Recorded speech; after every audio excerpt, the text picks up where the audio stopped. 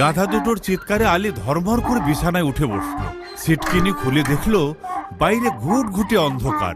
একটা লণ্ঠন নিয়ে আস্তাবলে গিয়ে গাধা দুটোর গায়ে হাত বোলাতেই তাদের চিৎকার চেঁচামেচি থেমে গেল। আলী তার ঘরে ফিরতে যাবে, হঠাৎ পেছন থেকে কে যেন তাকে জাম্পটে ধরল। ফু দিয়ে নিভিয়ে ফেলল বাতিটি। পেছন থেকে কেউ একজন আলীর মুখ চেপে ধরল। আলী কোনো শব্দ করতে পারছে না। টানতে টানতে অদৃশ্য শক্তিটি আলীকে নিয়ে তার ঘরে ঢুকল, বন্ধ করে দিল দরজা। আলী ভীষণ ভয় পেয়ে গেছে।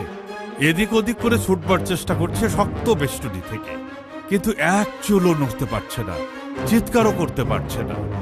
একটু শান্ত হও, চিৎকার করো না, আমাকে সাহায্য করো, তোমার কোনো ক্ষতি করব না আমি। অদৃশ্য শক্তিটি আস্তে আস্তে শিথিল করলো তার হাতের বাঁধন। এক ঝটকায় ঘুরে দাঁড়ালো আলী।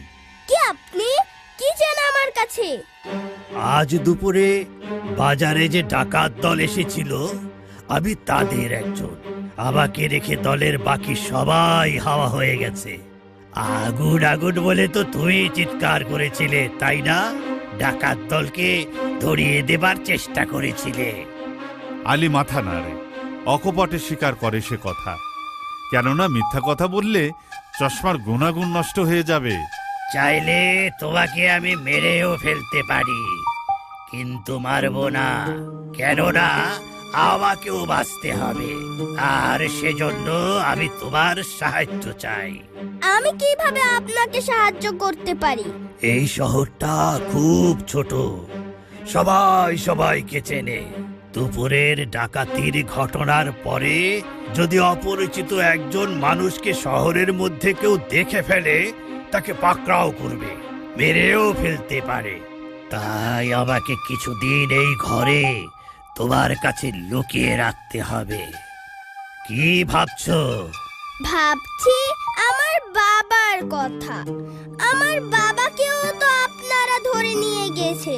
কোথায় আছে আমার বাবা? তোমার বাবাকে তো আমি চিনি না, এটা কতদিন আগের ঘটনা। 1 বছর। তাহলে চিনবো না? আমি এসেছি 6 মাস হলো। আমি ইচ্ছে করে এই পথে আসিনি। কিভাবে এসেছেন? সে অনেক বড় ইতিহাস। এই শহর থেকে বের হয়ে আপনি কোথায় যাবেন? ডাকাত দলেই ফিরে যাব। কেন? এখন তো আপনি মুক্ত, ইচ্ছে করলেই অন্য জায়গায় চলে যেতে পারেন। যাচ্ছেন না কেন? সরদারের সাথে কিছু হিসেব নিকেশ বাকি আছে। আমার